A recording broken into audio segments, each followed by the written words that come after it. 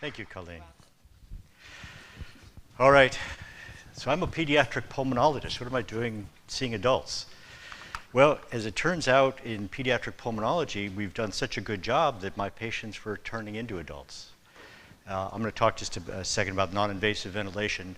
The companies that I deal with, I really try and help people out, and we're going to talk about that. I had a patient, Ken, who was one of my patients who survived with cystic fibrosis, and when I started, it was age 2. That was it. You were diagnosed 18 months, 2, you were dead. And so we made it to age 12, and then 19, and then 21, and then 28. And we had this miracle of lung transplant if only we could do that. And then we learned that if you did lung transplants under the age of 18, the outcomes weren't very good, and we wasted a set of lungs. So Ken had met a young woman. They were going to get married. He was down to an FEV1 of 15%. And he had a very rare blood type, and we needed to bridge him with that. So I looked all through the internet. I think we had internet back then. And found this company, Breathe Technologies, that made this. But what had happened is they raised $175 million, and they got their device working. They went to Medicare, and Medicare looked at it and said, "Oh, this is an oxygen regulator. You'll get $84.70." At which point, everybody in the company who had bought their Jaguars and their Bentleys left the company because obviously it was going to go away. So they were very kind, provided me with a ventilator, provided me with a respiratory therapist, and we were able to titrate him in, work with the sensors so he could drive without getting a jolt from this portable ventilator.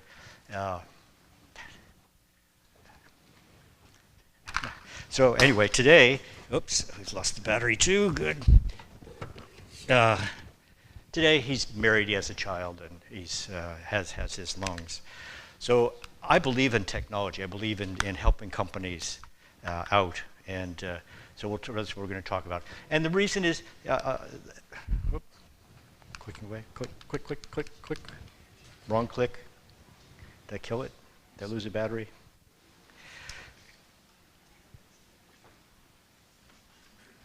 So the reason I help companies out is because I see patients, and my pediatric patients have become adults. My father had COPD and lived not a good life towards the end, and so I became involved with COPD. In 1969, I was at the Stanford Artificial Intelligence Center as a little high school student, late high school, and we were trying to move a chest X-ray from Alaska to Stanford over a 2 kilobyte per second line. Now, I don't know if you have an idea of what this is like sucking an elephant through a straw. And so that led me into really looking at devices and into telemedicine. We were the first Blue Cross telemedicine center, and this was back in 1989, so that we could see patients who were 300 and 400 and 500 miles away through telemedicine. With the cystic fibrosis, again, with my patients going from children to adults, we set up a separate adult center, which was 30 miles away. And we started using telemedicine to educate them about what our patients were, who they were, and then this thing called COVID, I don't know if you remember COVID, hit, and everything, all the work that we'd done in telemedicine is suddenly adopted by 130 centers. So we try and stay a step ahead. But what I think is the most important is you guys. And but for me, I'm a recovering data scientist. I don't know, I'm a person in recovery, I guess. And that is, it's not just about the data. And I love data. I love Excel spreadsheets. I love what Encore has done in terms of visualizing data so we can actually do something with it. But I also like devices. And so we've put adherence devices. There's a company called Hill-Rom. I don't know if you've heard of them. So they flew me out to Singapore. I said, I need, in your vest, I need to know if my patients are using it. I have patients who we've had Child Protective Services involved. I need to know if they're turning that thing on and off. So they were very kind, flew me out to Singapore, and we put the Bluetooth in there, and then working on how do we do this. So I'm a data scientist in recovery. But I'm also a puffler. Now, have you all been to Iceland ever? Anybody's been to Iceland? There's a puffin cute little bird. And what happens is there's one egg. These birds fly in from the ocean. They lay one egg. And there's so many lights now in Iceland, these birds are taught we should go towards the moon. And so they'll jump off the cliff and fly towards the moon. But now there's so many cities and garages and the like that they're wandering around. And so they send kids out at night between 9 p.m. and 3 in the morning to gather these birds up. I mean, they'll end up in harbors. There's boat oil. They're not doing well. So I look at myself that I'm a puffler. So what I do is I gather these companies. I go, "Oop, you're going off to, there's a little light there. You don't want to do that. Let's go out to the ocean, and your mom's going to feed you. You're going to get a Series A funding, and we'll get you off to the races." But this is what's happened to you guys. So in the old days, what did you do? You pounded on people. You handed them their nebulizer, and that was kind of it. Those days are gone. Or they're going to be gone for you. You need to become, and you're intelligent. I've been teaching respiratory therapists since 1979, I guess, because you guys are so important. You're part of our team. You're part of everything that we do as a pulmonologist. So you've gone from, again, the big muscles, and then when the vest came out, you just got these nice big muscles there, or the toe. We used to have our patients who would take the dog, put the vest on the dog to show that the hours were okay and they should be paid for, or they put a chair over the thing and I go, "Oh, you've been on the vest for 36 hours. I think we need some remote patient monitoring here just to see what the heck is going on." And so that's what Encore has done that I'm so impressed with, because I have patients in the home and I need you guys. I don't know if you know about Crystal up at UC Davis. The COPD program is run by respiratory therapists. They're the ones in the hospital. They know who's going home. They know who should be on the medication. They know who needs counseling. It's not just a matter of handing them the compressor and nebulizer. We have to educate them. We have to keep from readmission. And what we've seen with CMS, of course, is if they're admitted within 30 days, the hospital won't get paid extra. And so they're kind of waiting out. Okay, day 29, they're in their skilled nursing facility. Oh shoot, they had to go back in. Now we're going to lose money. Oh, if we could just make it to day 31 when they have their heart attack and die, or they get pneumonia and die. So with this CMS, we're going to put so much into these 30 days. It's had a bad effect, actually.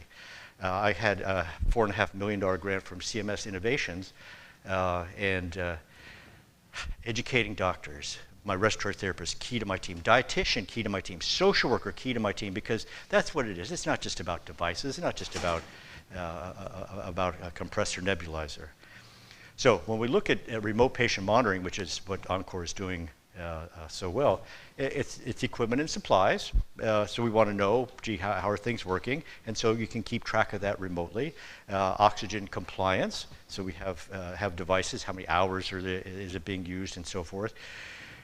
Can you walk on level ground with your compatriots? This is in terms of the CAT. That's the only question you need to ask. And so I made that the fifth vital sign when the patients over 55 with more than 30 pack years of smoking came into our healthcare system. Can they walk with their on level ground? Now I spent. We put together education. I'm at. Where was I? I was in Bethesda. I'm sitting in the green room where Obama had sat the day before, and I get up, and it was 7 in the morning. Everybody's looking at their phones, or half asleep, or sipping their coffee, and we're having a little panel. And I go, I needed my doctors to go through this education, because doctors don't really want to sit in front of a Zoom for an hour. And so I went to my doctors. I said, what would it take for me to have you complete this hour of education? I'll give you a Starbucks card. And they all say, we're sick of the Starbucks cards. I go, well, and you have to imagine, again, all these 100 people are asleep on their tables and sipping their coffee. I said, I will pay you what you paid for a porn movie last night. Oh my God, everybody's awake. It's like velociraptors. There's somebody out there ready to go. So we have to keep track of what's happening in the home. We have to get that smoking education, continue it.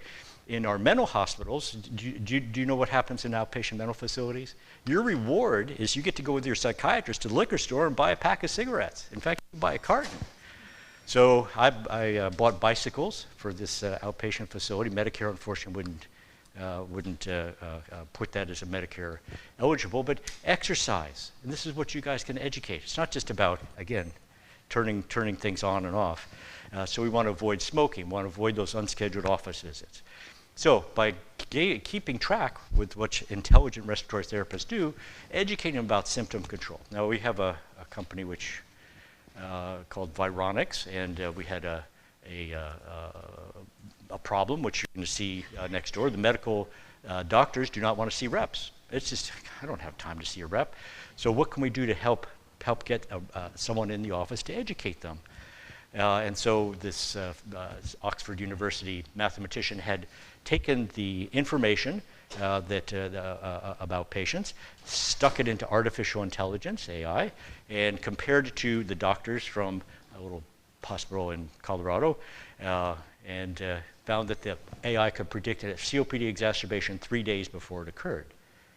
So if we have proper information, if we have proper feedback from the patients, we can avoid hospitalizations. And again, that's what an intelligent respiratory therapist does. They want to educate the patient about early symptoms and about medication and usage and symptom changes. So here's our, we have another company, another Puffin I've helped out. And what we did is we put Bluetooth into the inhaler. So I know through CapMedics, I know if they're using their inhaler or not, and how they're using, what's happening with their FEV1. So that we need to know, is a short-acting beta agonist use increasing? They're starting to fall apart. How is their compliance with medication? How are they showing up at the pharmacist? I put with PARI. We have the eFlow. I don't know if you use the PARI device for delivering antibiotics in cystic fibrosis is where we use it, but there's a number of other medications. So I put Bluetooth into it. It took me 18 months working with Germany because they're always skiing. I go, oh, okay, fine, you know, Skilaufen, fine. And so we finally got it in there because I had a patient who looked like Lauren Bacall, a little black dress, and we had the medication, Caiston. And with that medication, use it 3 times a day. Only takes 5 minutes. And she was still having exacerbations. And I was giving a lecture to 20 doctors who refer to me. And I said, oh, and Kristen, how is that Caiston working out? She said, I use it on Friday. I go, I'm sorry, but it's 3 times a day. We made it very convenient, just 5 minutes at a time. She said, if I have a date, I use it on Friday. So it took 18 months to get the Bluetooth in there so I would know if Kristen was using it or not. And sure enough, we finally got it out, and she's only using it on Friday. So then we started doing, now that I had the information, I had Joey, because she just ticked me off no end. So I had Joey, and he would do counseling, and he'd go, it's so wonderful. I see you use it on Friday. Why don't we try Monday, Wednesday, and Friday? And she'd go, and started using Monday, Wednesday. She said, Monday, Wednesday, Friday, how about twice a day? Twice a day. So this is after a month, she was finally using it 5 days a week, at least 3 times a day, because we had that feedback from the Bluetooth, and we were able to complete that. So we need to know, are they using their medication? That's what, as intelligent respiratory therapists, you can help out. Again, it's not just sucking on a nebulizer. So instructions, interventions, and so forth are just so important. Are they going to the pharmacy? So my Harvard School of Public Health epidemiologist, Dr. Ralph Turner, was involved as we looked at both the Breathe device, and with the Breathe device, again, this is the portable ventilator, and they couldn't get it through Medicare, $84.70. They really needed $3,500 or $5,000 for it. We put together a study, and they couldn't afford much, so we got 8 patients, and my statistician said, that's not enough, it's not going to work. But we ran it through the 8 patients, and my favorite was we had an elderly woman, or not elderly, my age probably, elderly, and her children had given her a powered vacuum cleaner, because she loved to clean the house, and she lived in Leisure Village, and she tried using it, and after a minute she had to sit down. She started to cry and couldn't stop. We put her on the Breathe, and at the end of a month she said, Dr. Landon, the vacuum cleaner ran out of battery before I ran out of air. Okay, so this is, you guys are right there at the cusp. You're at that human interface, and that's what drives me as a recovering data scientist. So to look at every single one of these companies and see how can we apply it, what can we do to help these people through. So just to go back to the Pari device, where I know whether or not they're taking it, I went to Walmart, and the head of Walmart pharmacy, she's from the Navy, and you can almost feel the hat and the epaulets, and she's sitting there, and I tell her all about this. And my Harvard School of Public Health epidemiologist said, Dr. Landon, after looking at all the data on the adherence, we have an LLB phenomenon. I go, shoot, I know Z statistics, all that. LLB phenomenon, I don't know what that is. So I told her, okay, she's listened, she's not responding. I agree, pharmacists can intervene.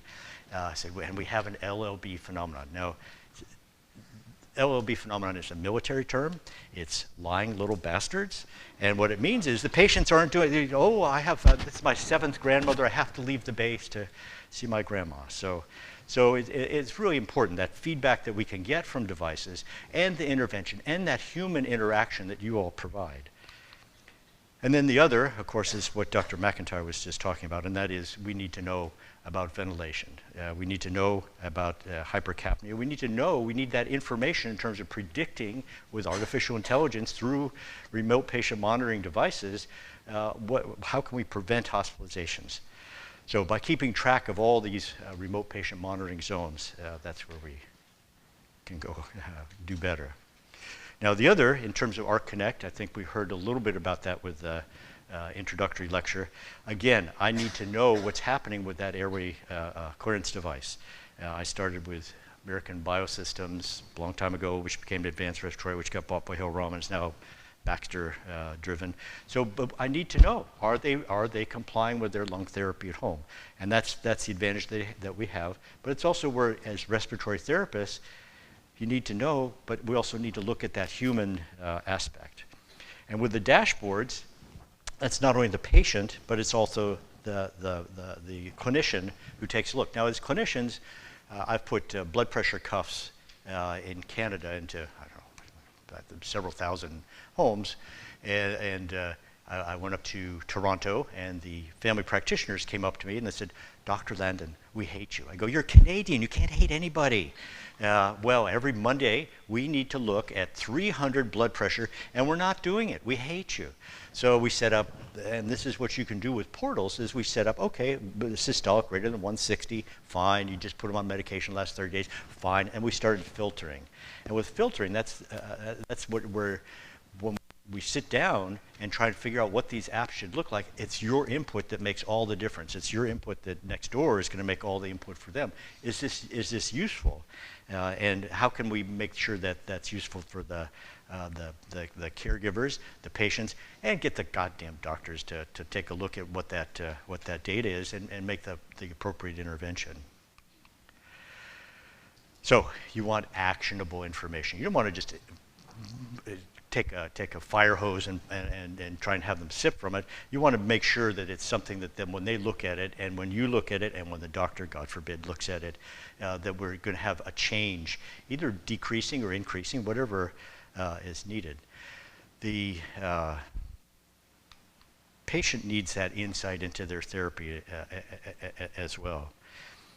And then notifications, and that's what with Hill-Rom, still remain nameless. I go, for heaven's sakes, once a month I take a look. And now with this patient, these kids who are at home and their mother didn't believe in medicine, although chamomile tea evidently crosses over a little bit into tea. So I go, oh, theophylline. There's this thing called theophylline. Maybe we can help them through with some tea.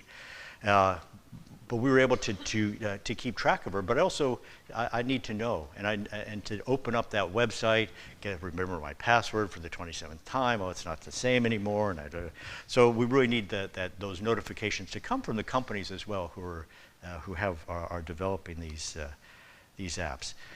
And then I can take a look. I need to know what's happening inside their homes. And what's happened with COVID is for my patients come from 400 and 500 miles away. and they'll fly in and get a hotel and the like. And so now I can look in their homes. Oh my gosh, their house looks a lot better than mine. I mean, everything's neat and orderly. Or I'll see the girls are jumping from a couch to a trampoline to another couch inside the house. I go, well, I think we've got some physical therapy going on here. Or, oh, could you open that drawer? Oh, those are those stretchy bands that we gave you. I guess. Oh, could we try and find that that spirometer, the mirror spirometer? Did you guys use the mirror spirometer? So the mirror will collect FEV1 at home. So I can do a PFT 500 miles away without a problem. And we built one into the CapMedic inhaler as well. So we want to be able to keep track of the patient in their home, see how they're doing it, and that's again where an intelligent respiratory therapist can help us along. So here's our insight into therapy and how they're adhering. And I've got 3 minutes left. I better be talking more quickly. So we want to motivate the patient. Yes? You have 50 minutes total, so it's the blue light you're looking at. Oh, the blue light. Yeah, oh. I'm going, I only have 5 minutes left. I'll talk more slowly then. Okay. Okay, so we're able to take a look in the home. And also to that little, when I was at the Stanford Artificial Intelligence Center, do you know what bugs are in software? Well, there we had panels about the size of that, and you would get a suction cup and pull them off because they're literally cockroaches running around and interfering with the circuits. So that's where bugs came from. The things that took up an entire room with tapes going around, now they're sitting right here. This is one powerful piece of information, and you have the entire history, all the knowledge in the world sitting there 3 inches away from your eye at 3 in the morning. So we spent a lot of time taking cell phones away from my kids after 9 at night. But by using the phone, if we can get sticky enough. So do you all have health apps on your phones? Yeah. And do you still open them up? Well, generally we got about 88%, and then it goes to 86%, and then by about month 3, it's down to about 16% of apps, and then you spend Thanksgiving trying to delete the apps, or you hand it to the 5-year-olds so they can delete the apps for you. So, but we need something visual that's easy to see, where we can track that progress and give a daily score. Now I have 18 minutes left. No, it's going. No. It was counting up.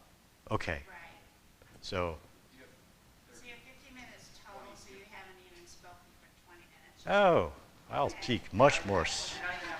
Oh, much more slowly. I was getting all excited. Okay, so what you all are here for, and is sponsored by, is our friends at Encore, and so this is really what I need. This is where the data scientist in me just gets all excited, because I want to keep patients out of the hospital.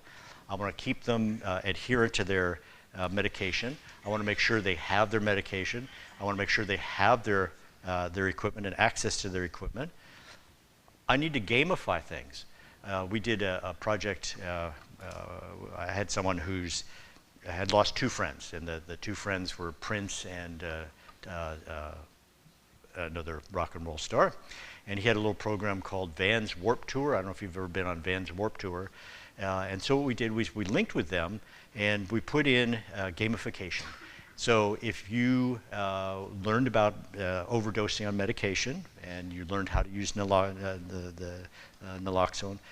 you learned how to resuscitate your boyfriend, you learned that you wouldn't be arrested if the police came to the house because you had a drug overdose there, and you could get Vampire Weekend tickets and see them unplugged and the like. So gamification is a big deal. In terms of how can I keep that patient engaged. We did the same, we started the program in Australia, where the women were burning their children by accident. They'd leave a pot of boiling water with a handle on it, and the kids would reach up, and then they'd have boiling water. They'd turn up their hot water heaters too hot. So we did that, and we said, oh, you can have I forget what it was, Jamba Juice kind of thing, yeah, or you can be on the leaderboard. They went for the leaderboard. They wanted to beat everybody. It was hysterical. So the same with, how can we gamify things? How can we engage patients? How can we keep them engaged throughout? And then are they accomplishing things? Are they learning? Are they? We need to have goals in terms of the knowledge base, and are we adding to that knowledge base? And then closing the loop. So with Huncor and with another company I'm going to talk about, it's respiratory therapy driven. That's you guys. You're the intelligent respiratory therapist. You're not just there to turn dials and have people suck on inhalers and on compressor nebulizers. So this is where the telemedicine that I became involved in whatever it was, 1989, becomes so important. And part of what drove me, again, is patience. There's a fellow named Dr. Sorensen who had invented something called QuickTime. I don't know if you've heard of QuickTime. Maybe it's probably outdated by now.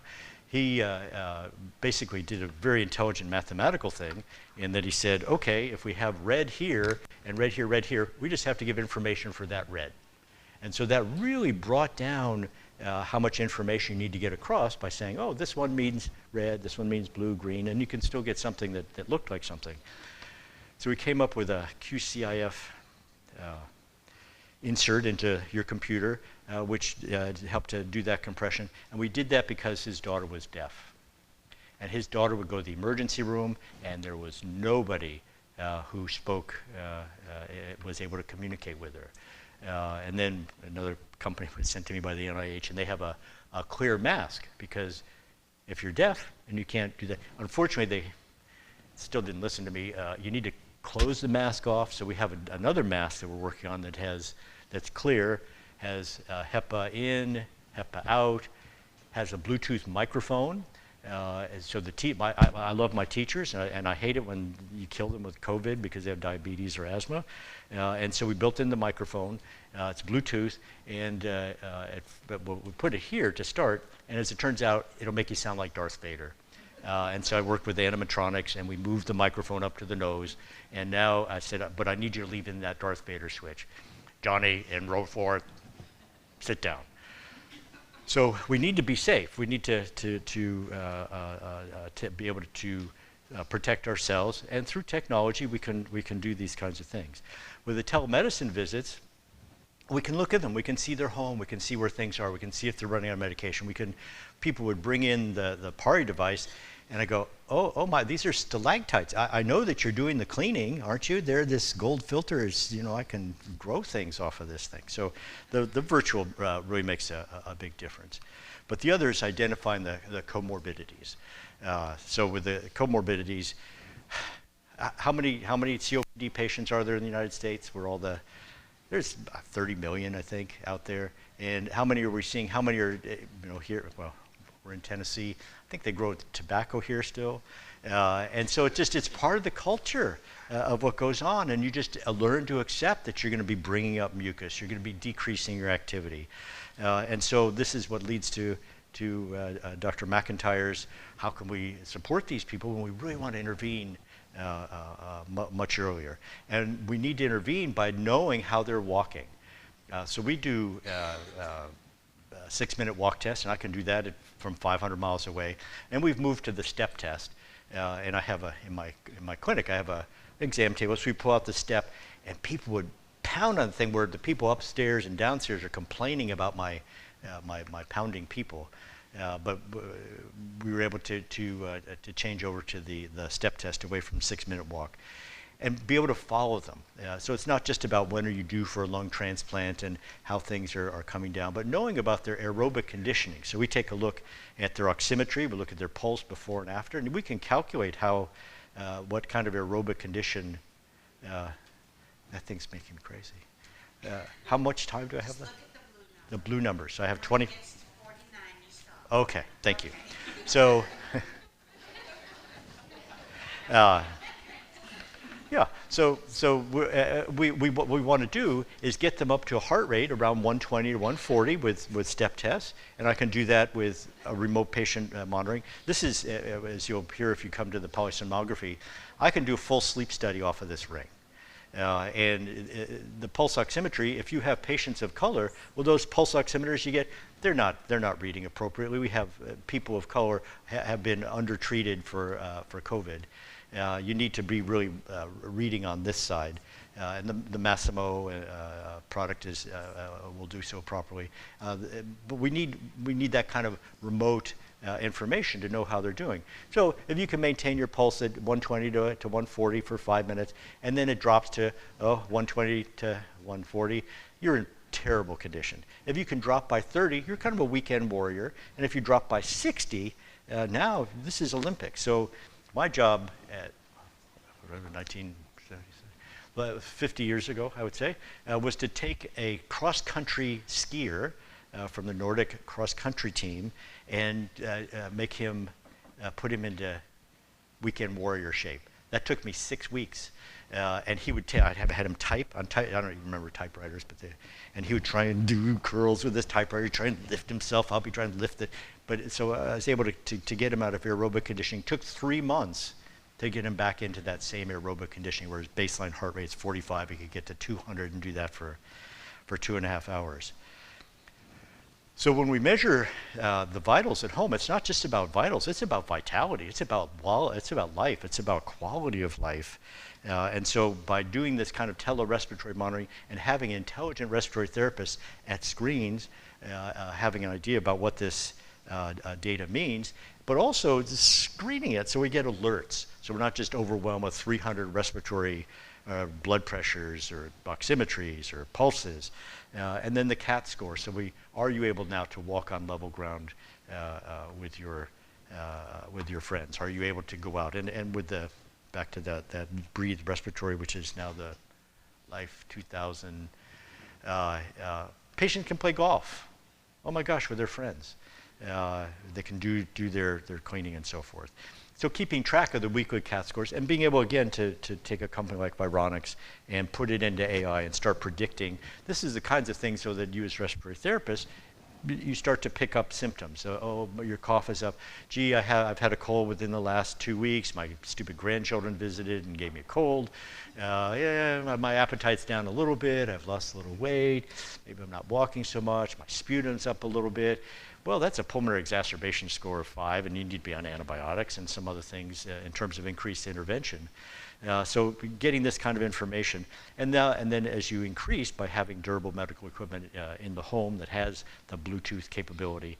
Although a lot of things we've moved telephonic because this extra step of moving it to your phone and getting up is a problem. I had when I first put the Pari on, Qualcomm had a device that you plugged into the wall and it took the information, whether or not they're using their inhaled antibiotics. And this one device just didn't work. I couldn't figure out what the heck was going on. So I took Joey, my motivation therapy person, and had him drive out to the patient's house. And he goes, "Oh, it's unplugged." And he plugged it back in, and it worked really well. So I got smart though, and I checked it 5 minutes later, and sure enough, it stopped working because I said, "Mom, you got to go in and plug it back in."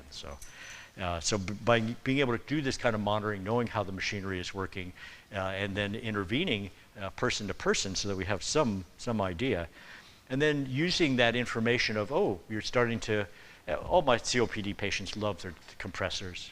They just love, you can just put a mask on and they love them. But as they're starting to increase their use, we want to know about it. And we want to know, I have a series of things which I think need to be done, and that is the gamification. So we want to make sure it's fun. We want to educate the patient. We want them to be able to communicate with the doctor and nurse, and now we can do that through portals. We can do that by talking on the phone. We can do that through email. But we also need knowledge for the doctor so that he keeps up on Dupixent or with Regeneron or whatever new interventions are going on. But it's also about ordering and organization. So the ordering, as they run out of medication, I need to know. And organization, I need to have this information where it's actionable on a population basis as well. So what happens though, how do you sell this kind of thing? Well, this is where the accountable care organizations and the like, where people have stake in the game with them not going to the hospital, with them using less resources, and that's where this nexus that you'll hear more about, and hopefully I haven't taken the whole thing away. So here we go, is taking a look at what happens before and after, and it's that readmit rate. Now, the magic of keeping them out for 30 days till they have their heart attack and die, actually, if you intervene and have them do what they're supposed to do, that is what will keep them out of the hospital.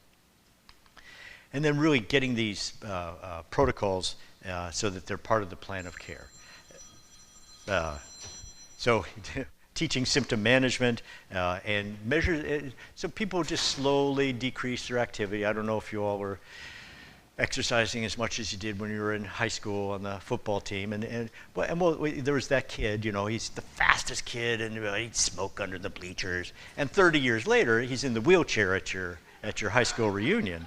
So really intervening, keeping that intervention constant by educating, by teaching the symptom management skills and early symptom intervention, and then medication best practices. I consulted a show called House, and I don't know if you remember the episode where the woman came in and she said, "Oh, my asthma is terrible," and he goes, "Oh, I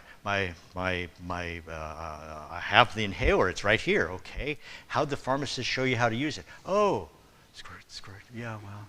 Doesn't work very well. So any inhaler, either I use the Capmedic or I'll use the AeroChamber or its equivalent, because that's really the only way. We got to get medication into the chest where it belongs. So improving adherence, improving medication technique, and then really making sure that it's part of the plan of care, that you're not just slowing the car down to 35 and throwing equipment out the window, that you're continuing to educate and how they perceive their symptoms, knowing that, oh, I'm not eating as much, I'm starting to lose some weight. Now a lot of people do have pulse oximeters in the house, but you really don't need a chest x-ray, you don't need a pulmonary function test, although the mirror can do that for me in the home. And then making sure, again, that they're using the entire armamentarium that's out there, the long-acting muscarinics, the PDE4s, and hopefully not having the diarrhea, but inhaled antibiotics and so forth. Okay, so that's the basics there. Let's talk about remote patient intervention.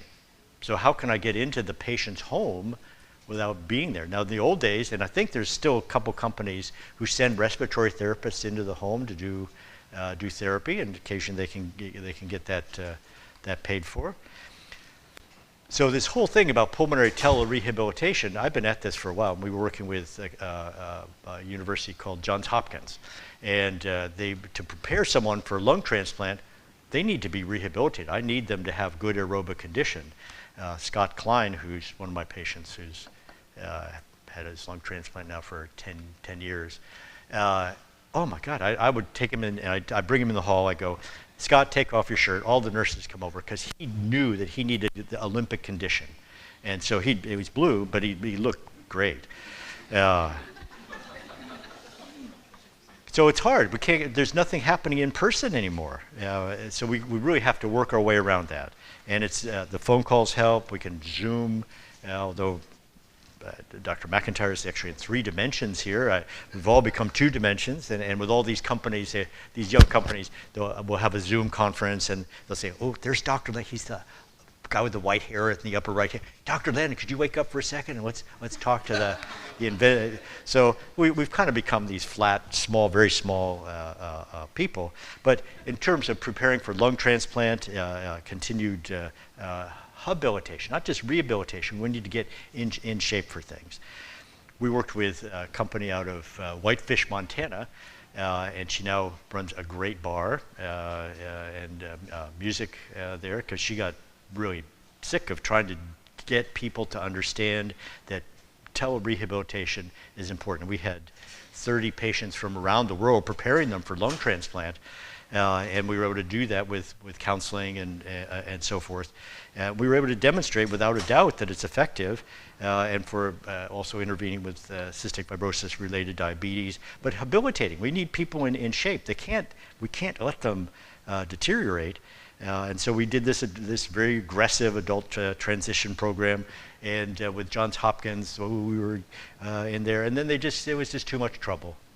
So the pulmonary telerehabilitation, this has always been on my mind since I've started in telemedicine in whatever, it's either 1969 or 89 or whatever year you want to try. Plus, did anybody in here, are you involved with the pulmonary rehab in the hospital? So we have, yeah, fine, yes. So we have a hard time. Every patient with COPD who's been in the hospital should be in pulmonary rehab. How many show up? 5%. I don't know what your rate is, but yeah, so 95% are not. Okay, that doesn't seem to work very well. In my own system, again, I spent $4.5 million of CMS's innovation money, and I bought the equipment for the pulmonary rehabilitation, but I couldn't get it in place. I couldn't get that final step. We have a beautiful exercise facility, but my hospital system, well, it's a little bit and they're going to have to, the respiratory therapists come on insurance, they're going to want to retire, so no, we're not going to do it.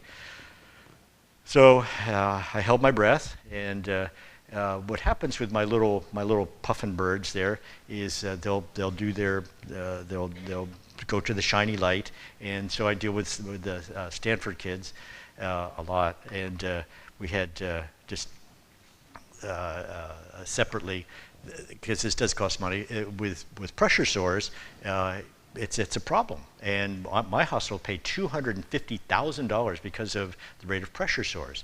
So these two kids from Stanford were sitting across from each other, and they said, "Oh, we saved this woman's life. It's wonderful." They went back 4 weeks later, and she died from sepsis from a pressure ulcer. So that ticked them off, and one was more a data scientist, more on the data side. So what we did is we put lanyards on them with accelerometers and little alarms. Hey, every 2 hours you need to be turned.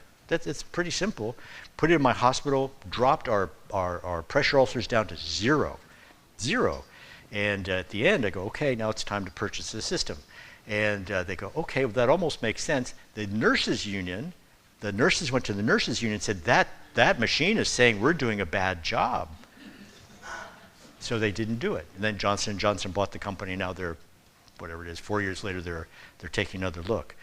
So with pulmonary rehabilitation at a distance, this is the same kind of thing. We need to get it paid for. We need to show that it works. And at El Camino Hospital in Stanford, we were able to do that.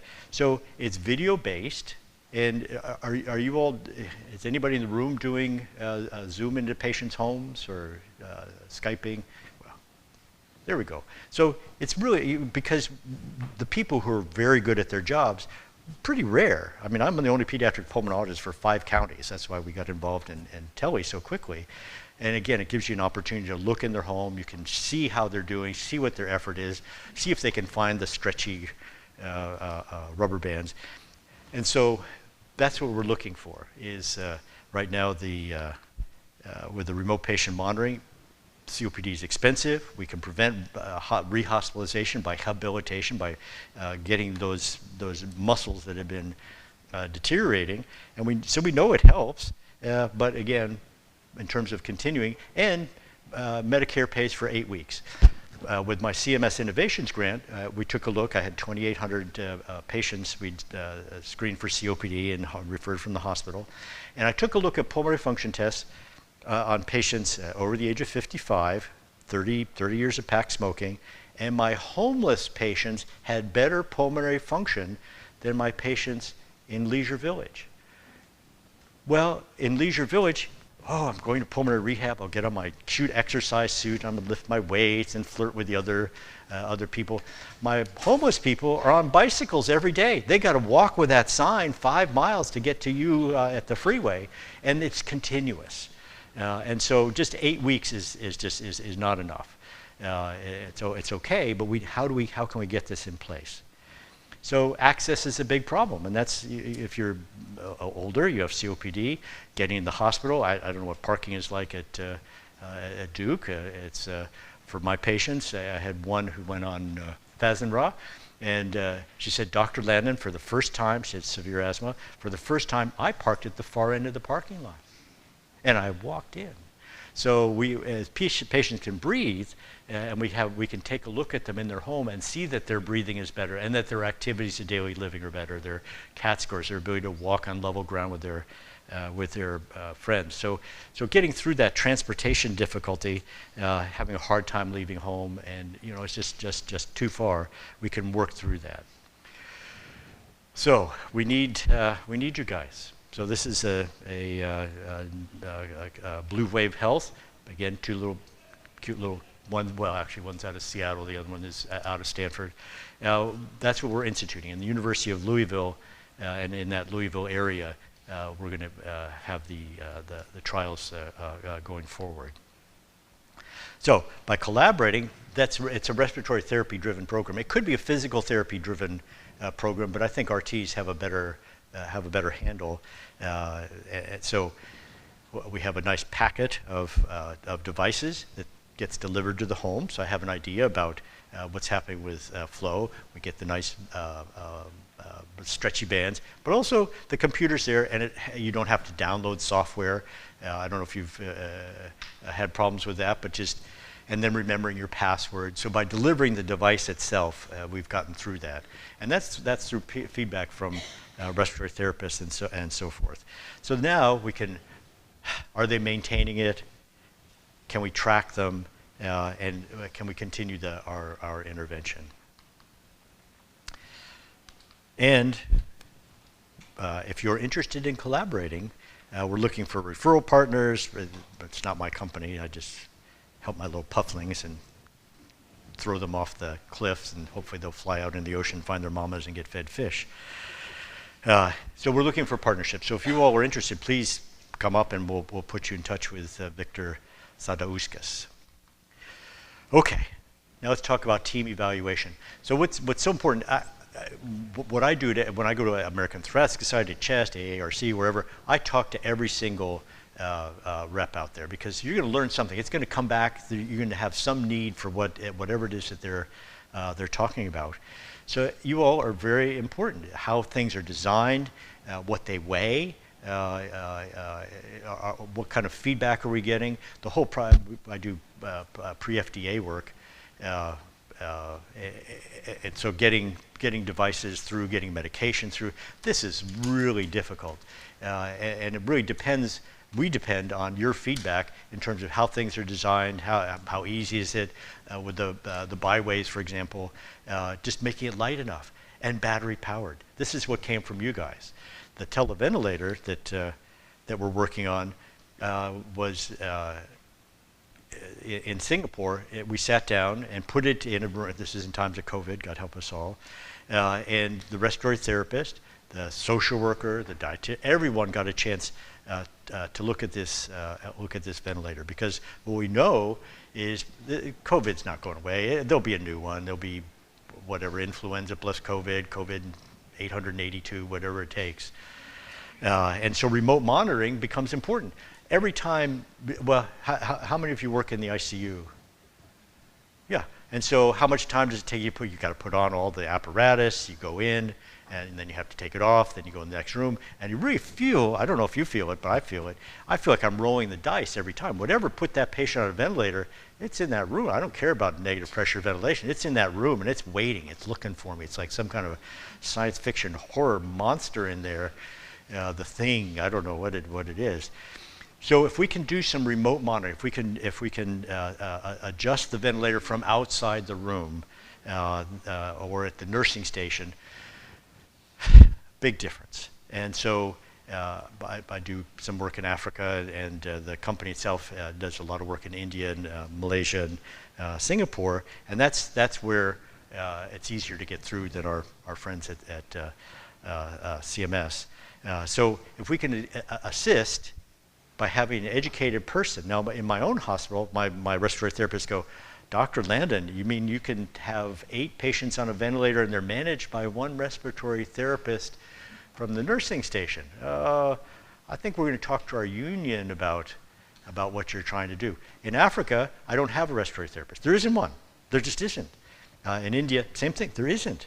So in under-resourced countries, this becomes incredibly important to have someone intelligent on the other end who's taking a look, getting feedback from a screen. So if we can at least get a minimally trained person, again, in a low-resourced country, show them how to set it up, show them how to manage the patient, and be able to monitor someone who is better trained.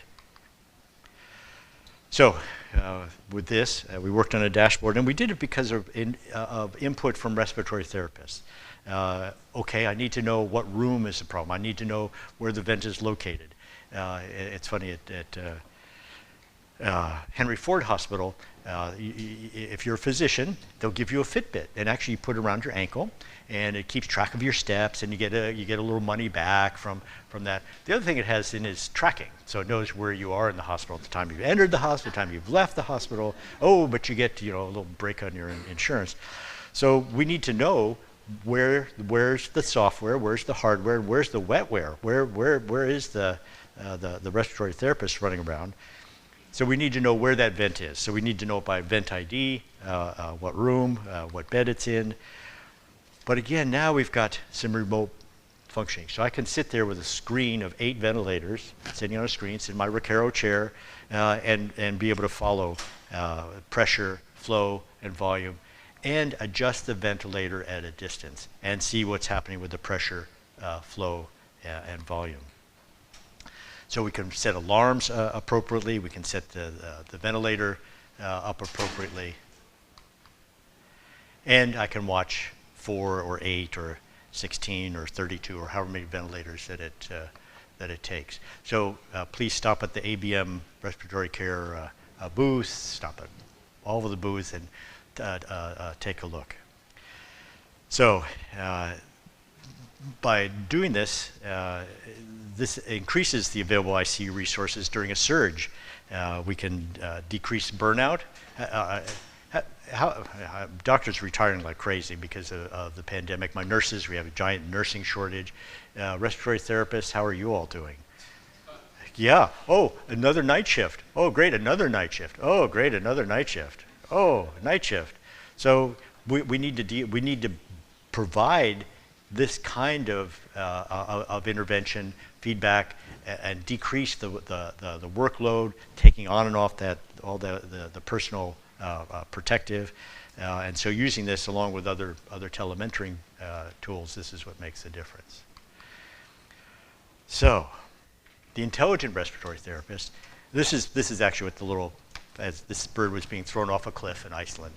So once we've gotten those little companies and not have them look for the shiny lights, not have them end up drowning in oil in the harbor, you can throw them off, and that's really what we want to do. We want to use data to do remote patient management. We want to enroll patients in remote monitoring programs that administer respiratory protocols in the patient's home. We want to set care goals. We want to collaborate with patients in the home so that they move towards those goals. And then I really need you all to participate in new product feedback and participate with industry to help guide the future innovative respiratory solutions. And now you get a break. I'm done. So thank you.